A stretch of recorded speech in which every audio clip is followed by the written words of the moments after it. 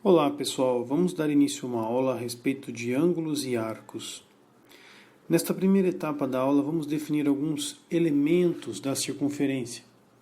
Nós temos primeiramente que determinar a corda e o diâmetro.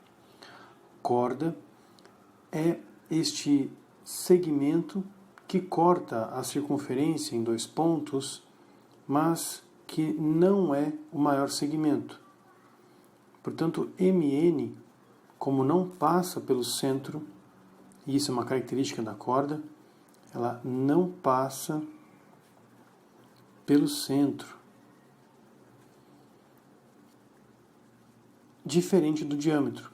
O diâmetro, neste caso, é determinado por esses dois pontos que são cortados por este segmento. Já o diâmetro é o único segmento que passa pelo centro. Portanto, a diferença entre corda e diâmetro é se passa ou não pelo centro da circunferência. Se este segmento passa pelo centro, ele é diâmetro. Existem inúmeros outros segmentos que seriam cordas, mas que não passam pelo centro. Um detalhe que o diâmetro ele equivale a 2 raios. Agora vamos definir o que é arco e semicircunferência. Um arco de circunferência é cada uma das partes em que fica dividida uma circunferência quando tomamos dois pontos distintos dela. Por exemplo, PRQ seria uma designação de um possível arco. PRQ, onde o símbolo exige que você coloque este arco, resumindo realmente um arco, não algum triângulo, mas PRQ, seria essa curva definida por estes pontos. A semicircunferência, por sua vez, é todo o arco cujas extremidades são também extremidades do diâmetro. Portanto, se eu prolongar aqui A até B, nós teremos uma semicircunferência, metade da circunferência. Podemos dizer que este outro lado, então, seria de A, C, B, esta semicircunferência. Lembrando que a semicircunferência ela precisa de dois pontos de início e fim, dando a volta completa, sendo que esses dois pontos fazem parte do diâmetro. Agora, as posições relativas de reta e circunferência. Nós temos primeiramente uma secante, e a secante será definida pela reta U, onde a reta secante é uma reta tal que corta a circunferência em dois pontos, mas apenas em dois pontos. Já a externa seria uma reta que não corta a circunferência. Nesse caso seria a reta V, que não passa pela circunferência. Já a reta tangente, nesse desenho, a única seria a reta T. E a definição dessa tangente seria a formação de 90 graus entre a reta T e este segmento OT. Se o segmento OT, que define justamente o raio da circunferência, forma 90 graus com esta reta, isso significa que a reta T ela tangencia a circunferência neste ponto T maiúsculo. Essa será a definição de reta tangente. Todas essas propriedades elas podem ser aplicadas agora. E nessa parte da aula agora, nós vamos definir inúmeras fórmulas que serão muito úteis nos primeiros exercícios da aula.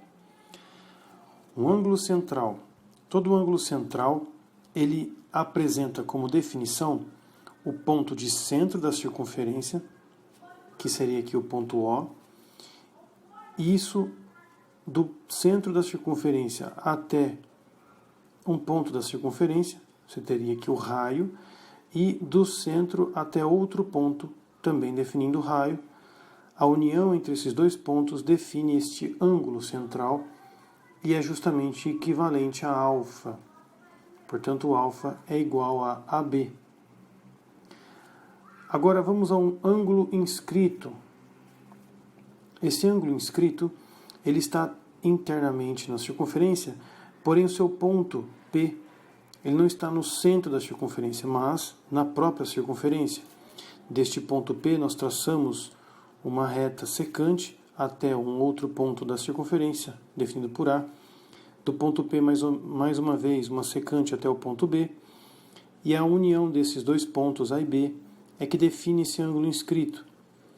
Alfa, ele é este ângulo sobre 2. A metade do ângulo AB é igual ao alfa.